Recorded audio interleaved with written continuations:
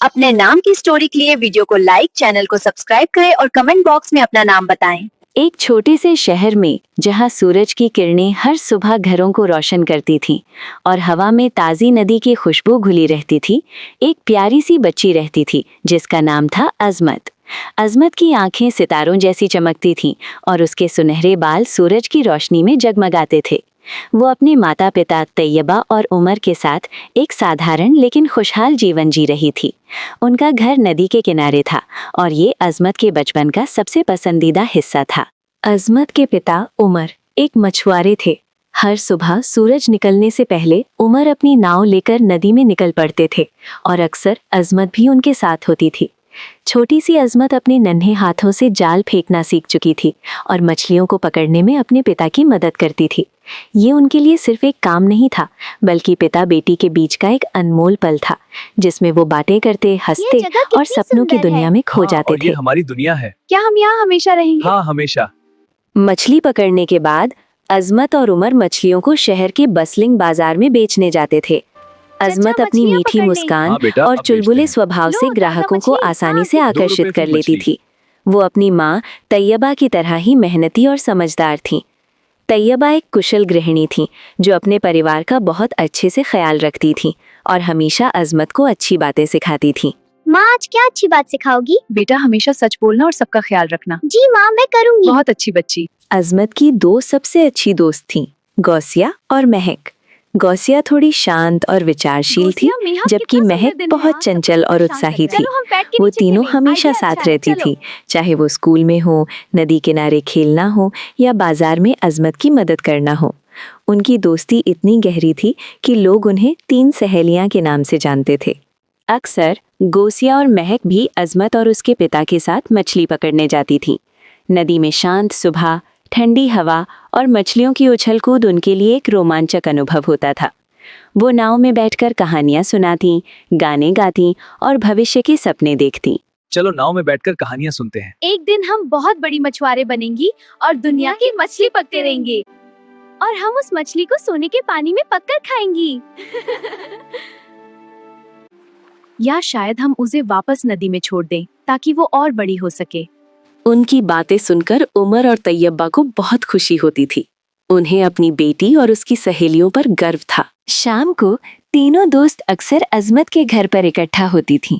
तैयबा उनके लिए स्वादिष्ट पकवान बनाती थी और वो सब मिलकर खाते। फिर वो चांदनी रात में बाहर बैठकर तारों को देखती और अपनी जादुई कहानियों को एक दूसरे के साथ साझा करती। अजमत को जादू और परियों की कहानियां बहुत पसंद थीं। वो अक्सर अपनी माँ से कहती, माँ, क्या सच में परियां होती हैं? क्या जादू सच में होता है? हाँ बेटी, जादू हर जगह है, बस उसे देखने वाली आंखें होनी चाहिए। एक दिन जब वो तीनों नदी के किनारे खेल रही थीं, तो अजमत को एक पुराना चमकता हुआ ब्रेसलेट मिला। वो मिट्टी से ढका हुआ था, लेकिन जब अजमत ने उसे साफ किया तो उसमें से एक अजीब सी रोशनी निकलने लगी। वो ब्रेसलेट बहुत ही सुंदर और अनोखा था, जिस पर अजीबोगरीब नक्काशी की गई थी। गौसिया ने कहा, ये तो बहुत पुराना लगता है, पता नहीं किसका होगा, लगता है किसी राजकुमारी का है। अजमत ने उसे अपनी कलाई पर पहन लिया और जैसे ही उसने उसे पहना, ब्रेसलेट चमक उठा और वो तीनों एक अजीब सी रोशनी में घिर गईं। उन्हें पता भी नहीं था कि ये ब्रेसलेट उनकी जिंदगी को हमेशा के लिए बदलने वाला है। वो एक ऐसे सफर पर निकल रही थी जहां जादू, रहस्य और रोमांच उनका इंतजार कर रहा था। उनके माता पिता जो उन्हें ढूंढ रहे थे, अभी भी शहर की गलियों में घूम रहे थे, इस बात से अनजान कि उनकी बेटियां एक जादुई दुनिया में प्रवेश कर चुकी हैं। सूरज ढल रहा था और नदी किनारे की हवा में हल्की सी ठंडक घुलने लगी थी। अजमत, गौसिया और महक अभी भी उस चमकते हुए ब्रेसलेट को निहार रही थी, जब अचानक एक तेज रोशनी ने उन्हें अपनी चपेट में ले लिया। पलक झपकते ही वो अपने परिचित परिवेश यानी फेमिलियर एनवायरनमेंट से दूर एक बिल्कुल नई जगह पर पहुंच चुकी थी। सबसे पहले अजमत को लगा कि वो सपना देख रही है, लेकिन जब उसने अपनी आंखें खोली तो वो एक ऐसे परिदृश्य यानी लैंडस्केप को देखकर हैरान रह गई, जिसे उसने अपनी कल्पना में भी नहीं देखा था। उनके सामने एक विशाल महल खड़ा था, जिसकी दीवारें चमकते पत्थरों से बनी थीं और छतों सोने से जगमगा रही थीं। चारों ओर ऊंचे ऊंचे पेड़ थे जिनके पत्ते इंद्रधनुषी रंगों में चमक रहे थे और फूलों की खुशबू हवा में घुली हुई थी। नदी की जगह एक क्रिस्टल साफ झरना बह रहा था जो एक नीली झील में गिर रहा था। ये कहाँ आ गए हम? ये सच नहीं हो सकता, ये कोई सपना है। ये सपना नहीं है गोसिया, लेकिन ये कैसे हो सकता है? हम यहाँ है ना? लेकिन अजमत जानती थी कि ये सपना नहीं है। उसके हाथ में वही ब्रेसलेट अभी भी चमक रहा था और उसे एक अजीब सी ऊर्जा महसूस हो रही थी। उसने महसूस किया कि उनके कपड़े भी बदल गए थे। अब वो साधारण कपड़े नहीं बल्कि रेशम और चमकदार धागों से बनी खूबसूरत पोशाकें पहनी हुई थीं, जो किसी राजकुमारी की पोशाक जैसी दिख रही थीं। देखो हमारे कपड़े। और मेरे बाल ये इतने लंबे और सुनहरे कैसे हो गए? तभी उन्होंने कुछ लोगों को अपनी ओर आते देखा। वो भी अजीबोगरीब कपड़े पहने हुए थे और उनके चेहरों पर एक अजीब सी शांति थी। उनमें से एक बुजुर्ग व्यक्ति जिसकी दाढ़ी सफेद और लंबी थी उनके पास आया। उसके चेहरे पर ज्ञान और दयालुता का भाव था। देवियों, आपका स्वागत है इथीरियल किंगडम में। मैं ऋषि एल्ब्रोस हूँ। मुझे आभास था कि आप आने वाली हैं। हम यहाँ कैसे आए और ये कौन सी जगह है? आप यहाँ उस जादुई ब्रेसलेट की वजह से आई हैं जो आपकी कलाई पर है। ये ब्रेसलेट आपको इस दुनिया में लाया है। इथीरियल किंगडम एक ऐसी जगह है जहाँ जादू और कल्पना साकार होते हैं। लेकिन हम कौन हैं? और हमारे कपड़े ऐसे क्यों हैं? आप इस किंगडम की राजकुमारियां हैं। वो ब्रेसलेट जिसे आप विजर्ड्स ब्रेसलेट कहते हैं ने आपको यहाँ की राजकुमारियों के रूप में रूपांतरित कर दिया है। राजकुमारियों, वाह, ये तो सपना है। ये किंगडम लंबे समय से अपनी राजकुमारियों का इंतजार कर रहा था। हमारे राजा बहुत दुखी हैं। उनका राज्य अपनी चमक खो चुका है और यहाँ के लोग उदास रहते हैं। लेकिन हम तो मछुआरे हैं, हम राजकुमारी कैसे बन सकते हैं? नियति ने आपको चुना है। आप तीनों के अंदर वो शक्ति है जो इस राज्य को फिर से खुशहाल बना सकती है। आपकी हिम्मत, आपकी दोस्ती और आपकी दयालुता ही इस राज्य को बचा सकती है। लेकिन हमारे माता पिता, वो हमें ढूंढ रहे होंगे। हमें वापस जाना होगा। मुझे पता है कि ये मुश्किल है, लेकिन आपको यहाँ रहना होगा। आपका काम अभी पूरा नहीं हुआ है। जब आपका काम पूरा हो जाएगा तो ब्रेसलेट आपको वापस आपके घर ले जाएगा। तब तक आपके माता पिता सुरक्षित रहेंगे। उन्हें लगे कि आप कहीं आसपास ही खेल रही हैं। तीनों दोस्त एक दूसरे को देखने लगीं। ये सब किसी कहानी जैसा लग रहा था, लेकिन ये सच था। वो एक जादुई दुनिया में थीं और उन्हें राजकुमारियां बना दिया गया था। उनके सामने एक बड़ी चुनौती थी, इस राज्य को फिर से खुशहाल बनाना। हमें क्या करना होगा? सबसे पहले आपको राजा ज़ेफिरस से मिलना होगा। सबसे पहले विश्वास दिलाना होगा कि आप ही वो राजकुमारियां हैं जिनका भविष्यवाणियों में उल्लेख है। फिर आपको इस राज्य की समस्याओं को समझना होगा और उन्हें हल करने का रास्ता खोजना होगा। तीनों दोस्त महल की ओर चल पड़े। उनके मन में डर और उत्साह का मिश्रण था। उन्हें नहीं पता था कि आगे क्या होने वाला था, लेकिन वो जानती थीं कि उन्हें एक दूसरे पर भरोसा करना होगा। ये उनकी दोस्ती की सबसे बड़ी परीक्षा थी। वो अब सिर्फ अजमत, गोसिया और महक नहीं थीं, बल्कि इथीरियल किंगडम की राजकुमारियां थीं, जिनके कंधों पर एक पूरे राज्य की खुशी की जिम्मेदारी थी। महल के विशाल दरवाजे धीरे धीरे खुले और तीनों दोस्त अंदर प्रवेश कर गई। महल बाहर से जितना भव्य, ग्रैंड दिख रहा था, अंदर से उतना ही उदास और खामोश था। हॉल में रोशनी कम थी, दीवारों पर पुराने चित्र धूल से ढके हुए थे और हवा में एक उदासी सी महक घुली हुई थी। उन्हें एक बड़े से दरबार हॉल में ले जाया गया, जहां एक ऊंचे सिंहासन पर राजा ज़ेफिरस बैठे थे। राजा ज़ेफिरस एक बूढ़े व्यक्ति थे, जिनकी आंखें गहरी और थकी हुई थीं। उनके चेहरे पर दुख और निराशा साफ झलक रही थी। उनके बाल सफेद थे और उनकी कमर थोड़ी झुकी हुई थी। उनकी शाही पोशाक भी पुरानी और फीकी पड़ चुकी थी। उनके आसपास कुछ दरबारी भी थे, जिनके चेहरे पर भी वही उदासी छाई हुई थी। महाराज, ये तीनों राजकुमारियां आपके सामने हैं। मैंने इन्हें देखा। आप कहती हैं कि ये राजकुमारियां हैं? मैंने बहुत राजकुमारियों का इंतजार किया एल्ब्रोस। हर बार निराशा ही हाथ लगी है। महाराज, हम जानते हैं कि ये सब अविश्वसनीय लग सकता है, लेकिन हम यहाँ आपकी मदद करने आए हैं। हमने ये जादुई ब्रेसलेट पाया और इसने हमें यहाँ लाया। विजर्ड्स ब्रेसलेट, तो भविष्यवाणी सच है? हाँ महाराज, ऋषि एल्ब्रोस ने हमें बताया कि आप दुखी हैं और आपका राज्य अपनी चमक खो चुका है। हम इसे फिर से खुशहाल बनाने में मदद करना चाहते हैं। हम मछुआरे हैं महाराज, लेकिन हमने कभी हार मानना नहीं सीखा और हम इस राज्य के लिए भी उतनी ही मेहनत करेंगे। मेरा राज्य कभी खुशहाल हुआ करता था। हमारे पास रंगीन फसलें थीं, हमारे झरने गीत गाते थे और हमारे लोग हमेशा खुश रहते थे। लेकिन वर्षों पहले एक दुष्ट जादूगर जिसका नाम ज़ैंथोस था ने हमारे राज्य पर हमला किया। उसने हमारी सारी खुशियां छीन ली, हमारी फसलों को बर्बाद कर दिया और हमारे झरनों को सुखा दिया। उसने हमारे लोगों के दिलों से आशा को भी छीन लिया।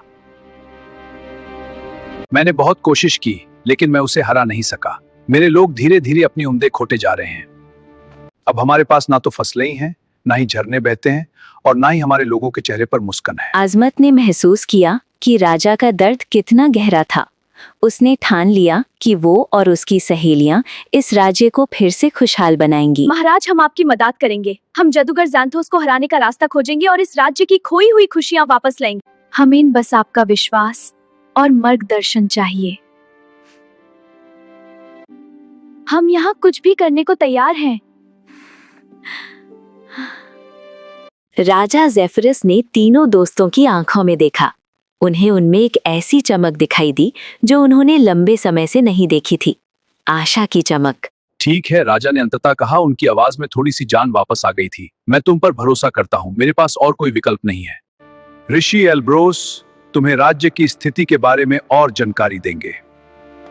तुम्हें जादूगर ज़ैंथोस के बारे में भी जानना होगा और तुम्हें उससे मुकाबला करने का रास्ता खोजना होगा। दरबारियों, राजकुमारियों के लिए सभी आवश्यक व्यवस्थाएं करो। जी महाराज। रात को जब तीनों दोस्त अपने भव्य कमरों में थीं, तो अजमत ने महक और गौसिया से बात की। ये बहुत मुश्किल होने वाला है। एक दुष्ट जादूगर से लड़ना, ये तो कहानियों में होता है, लेकिन हम अब खुद एक कहानी का हिस्सा हैं। हाँ बिल्कुल, और हमें इस कहानी को एक खुशहाल अंत तक पहुंचाना होगा। हम तीनों को मिलकर काम करना होगा। हमारी दोस्ती ही हमारी सबसे बड़ी शक्ति है।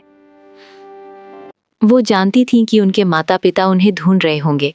तैयबा और उमर अपने प्यारे बच्चों को खोकर कितने दुखी होंगे। ये विचार उन्हें अंदर तक छू रहा था, लेकिन उन्हें ये भी पता था कि उन्हें अपना कर्तव्य, ड्यूटी निभाना होगा। उन्हें इस जादुई दुनिया को बचाना होगा ताकि वो वापस अपनी दुनिया में जा सके और अपने माता पिता से मिल सके। उनके दिलों में अपने घर की याद और इस नए मिशन की चुनौती दोनों थीं, और उन्होंने अगले दिन से ही काम शुरू करने का फैसला किया। अगले कुछ दिनों तक अजमत, गोसिया और महक ने ऋषि एल्ब्रोस से इथीरियल किंगडम और जादूगर ज़ैंथोस के बारे में बहुत कुछ सीखा। उन्हें पता चला कि ज़ैंथोस की शक्ति उसके शैडो क्रिस्टल में निहित थी, जो महल के पास स्थित एक काली गुफा में छिपा हुआ था।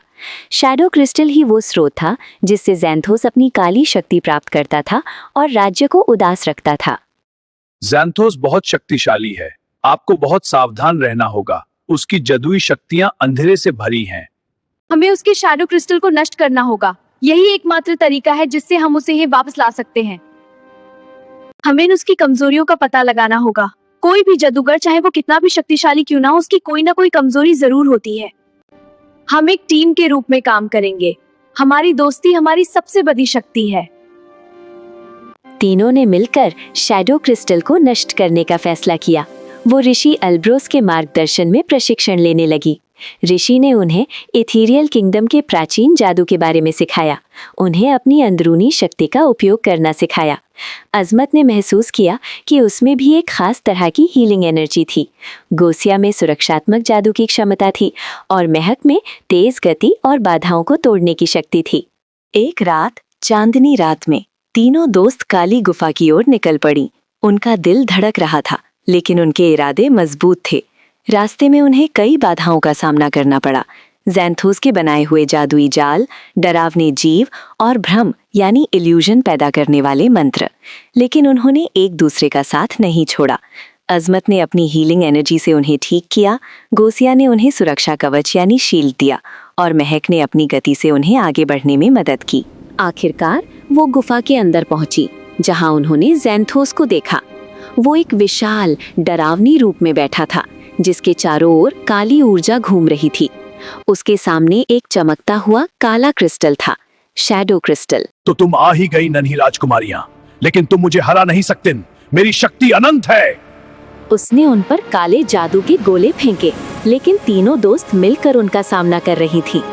अजमत ने अपनी हीलिंग एनर्जी से हमलों को कमजोर किया, गोसिया ने सुरक्षात्मक शील्ड बनाई और महक ने ज़ैंथोस का ध्यान भटकाया।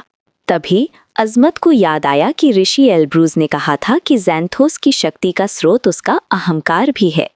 अजमत ने ज़ैंथोस को उसकी कमजोरियों के बारे में याद दिलाना शुरू किया, उसकी कमजोरियों पर वार किया। तुम सिर्फ अपनी शक्ति के गुलाम हो ज़ैंथोस, तुम खुशियों को नहीं समझ सकते। तुम्हारा जादू सिर्फ अंधेरा फैला सकता है, लेकिन ये कभी रोशनी को नहीं बुझा सकता। ज़ैंथोस को गुस्सा आया, उसका ध्यान भंग हो गया। इसी पल का इंतजार तीनों दोस्त कर रही थी। उन्होंने अपनी सारी शक्तियां एक साथ लगाईं। अजमत ने अपनी हीलिंग एनर्जी को एक केंद्रित यानी फोकस्ड बीम में बदल दिया, गोसिया ने उसे सुरक्षात्मक शक्ति से मजबूत किया और महक ने अपनी गति से उस बीम को शैडो क्रिस्टल की ओर निर्देशित यानी डायरेक्ट किया। एक जोरदार धमाका हुआ, शैडो क्रिस्टल चकनाचूर हो गया। जैसे ही शैडो क्रिस्टल टूटा, ज़ैंथोस की शक्ति कमजोर पड़ने लगी। वो चीखने लगा, उसका शरीर धुएं में बदलने लगा। कुछ ही पलों में वो पूरी तरह से गायब हो गया, जैसे कभी था ही नहीं। ज़ैंथोस की गायब होते ही गुफा में रोशनी भर गई। ये देखो, गुफा की काली चमकता दीवारें गुफा, अब कितनी चमकने लगी सुंदर थी रोशनी। और हवा में एक सुखद खुशबू घुल गई थी। तीनों दोस्त खुशी से चिल्लाईं। जब वो गुफा से बाहर निकली तो उन्होंने देखा कि इथीरियल किंगडम में बदलाव आना शुरू हो गया था।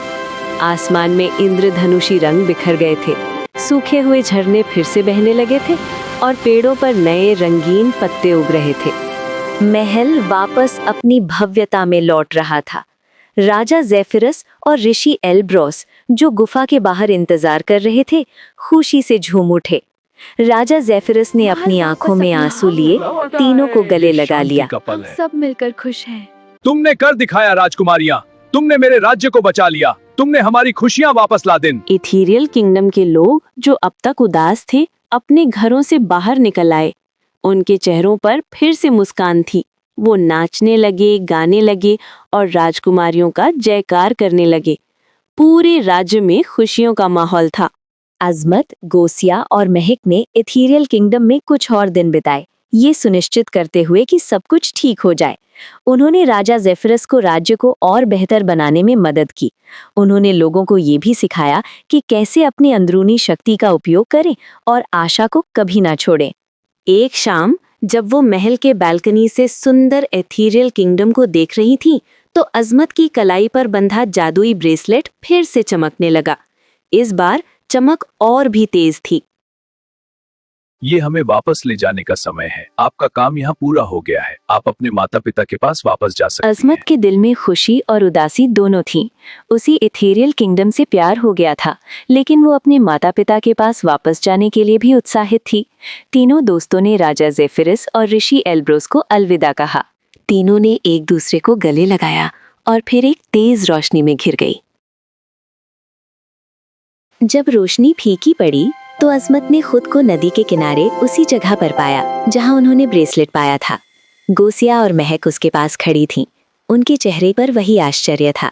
उनके कपड़े फिर से उनके पुराने कपड़े थे और उनके सुनहरे बाल सामान्य हो गए थे। हम वापस आ गए। ये सुन, क्या ये सब सपना था? नहीं, ये सपना नहीं था, ये सब सच था। तभी उन्होंने अपने नाम पुकारते हुए सुना। ये उमर और तैयबा थे। वो तीनों को ढूंढते हुए नदी किनारे आ पहुंचे थे। उनके चेहरों पर चिंता और राहत दोनों के भाव थे। अजमत, तुम कहाँ थी? बस माँ बाबा, हम बस यहाँ खेल रहे थे। हमने एक ब्रेसलेट पाया था और वो हमें एक अजीब सी जगह ले गई। उमर और तैयबा ने उसकी कहानी सुनी, मुस्कुराते हुए। उन्हें लगा कि ये अजमत की कल्पना थी, जैसा कि वो अक्सर करती थी। उन्होंने उनकी बात पर पूरा विश्वास नहीं किया, लेकिन उन्हें खुशी थी कि उनकी बेटियां सुरक्षित थीं। चलो घर चलते हैं, तुम्हें भूख लगी होगी। तीनों दोस्त अपने माता पिता के साथ घर लौट आईं, लेकिन उनके अंदर एक बदलाव आ चुका था। वो अब सिर्फ साधारण मछुआरे नहीं थीं, बल्कि राजकुमारियां थीं, जिन्होंने एक पूरे राज्य को बचाया था। एथीरियल किंगडम में बिताया गया समय उनके जीवन का एक अविस्मरणीय, अनफॉरगेटेबल अनुभव था। वो अभी भी अपने पिता के साथ मछली पकड़ने जाती थीं और बाजार में मछलियां बेचती थीं, लेकिन अब उनके चेहरे पर एक अलग तरह की चमक थी। उनके पास अब बताने के लिए एक ऐसी कहानी थी जिसे कोई और नहीं जानता था।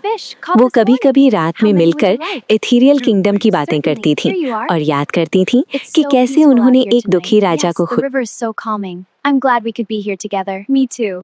The light is so peaceful tonight. It matches the calm of the night. Sharing this moment is special, indeed. अजमत ने कभी-कभी अपनी कलाई पर बंधे ब्रेसलेट को छुआ। वो जानता था कि जादू अभी भी उसके अंदर था और ये हमेशा उसके साथ रहेगा। उसने सीखा था कि सच्ची शक्ति बाहरी चीजों में नहीं होती, बल्कि हमारे दिल में होती है। वो जानती थी कि उसे कभी भी आशा नहीं छोड़नी चाहिए और हमेशा दूसरों की मदद करनी चाहिए। Two, please. Certainly. Here you are. Taiba और उमर ने देखा कि उनकी बेटी और उसकी सहेलियां पहले से ज्यादा परिपक्व यानी मैच्योर और समझदार हो गई थीं। उन्हें ये नहीं पता था कि उनके बच्चों ने एक जादुई दुनिया को बचाया था, लेकिन उन्हें ये पता था कि उन्होंने कुछ ऐसा अनुभव किया था जिसने उन्हें अंदर से बदल दिया था। एक दिन अजमत अपनी माँ के साथ बैठी थी और तैयबा ने उससे पूछा, अजमत, तुम आजकल बहुत खुश रहती हो, क्या बात है? अजमत मुस्कुराई। माँ, मैंने सीखा है कि खुशी हमारे अंदर ही होती है और जादू हर जगह है, बस उसे देखने वाली आंखें होनी चाहिए। तैयबा ने अपनी बेटी को गले लगा लिया। उसे अपनी बेटी पर बहुत गर्व था।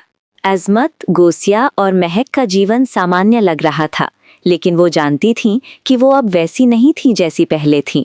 उन्होंने एक जादुई यात्रा की थी और उस यात्रा ने उन्हें हमेशा के लिए बदल दिया था। वो अब सिर्फ मछुआरे नहीं थीं, बल्कि एथीरियल किंगडम की राजकुमारियां थीं, जिन्होंने दुनिया को बचाया था और जिन्होंने ये सीखा था कि दोस्ती, हिम्मत और आशा से कुछ भी संभव है। और ये जादू उनके साथ हमेशा के लिए रहा, उनके जीवन के हर पल में।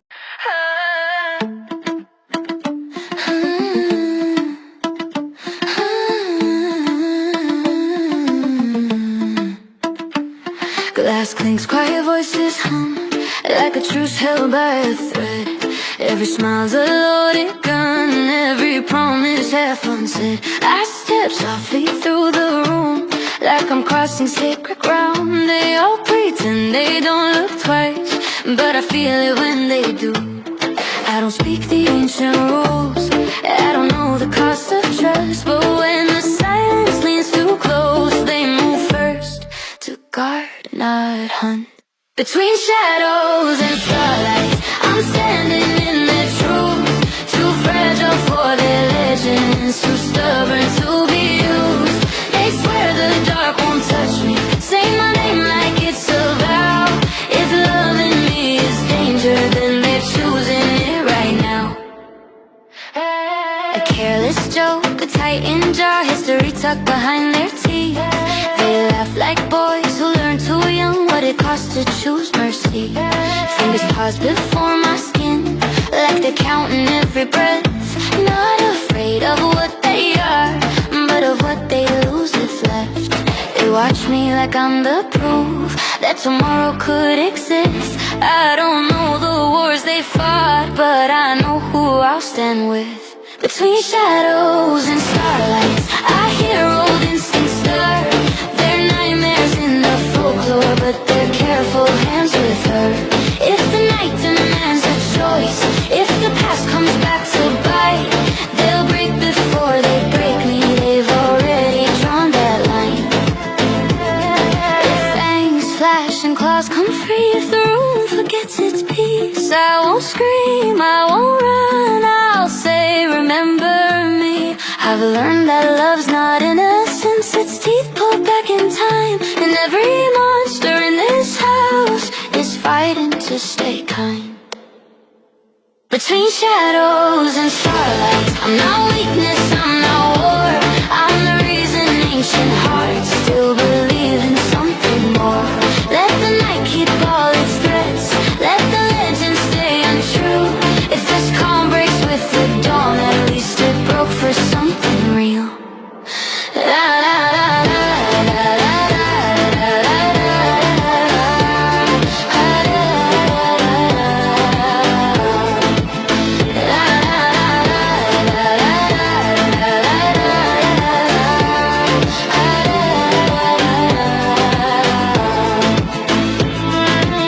lights burn low, the clock stands still, the danger hums unseen. But in this breath is fragile now. They chose me, and I mean cheat.